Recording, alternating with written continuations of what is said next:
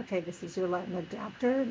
It's a stack of lists that are put together very carefully so that you can see differences and similarities between the lists.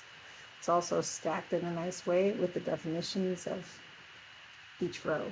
If I use an ending from the top row, it's going to make that noun function as the subject of my sentence. Let's say I use this row here.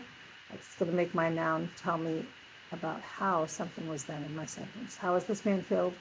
With the candlestick, or by the fireplace, or something like that. So these endings adapt the Latin nouns that you use into your sentence. These are the uses that we might understand in plain English. It doesn't span everything, but it's just a little tip.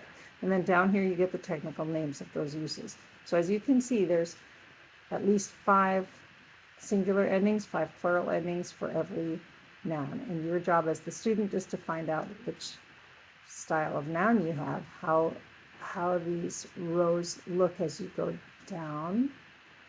And there are 70 possible endings for any given noun, and your job as the student is to keep track of these.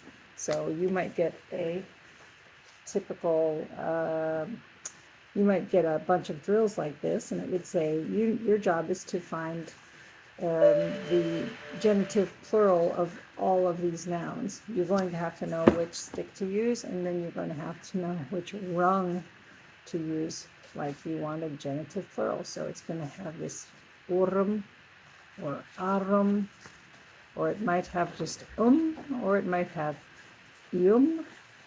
or it might have erum.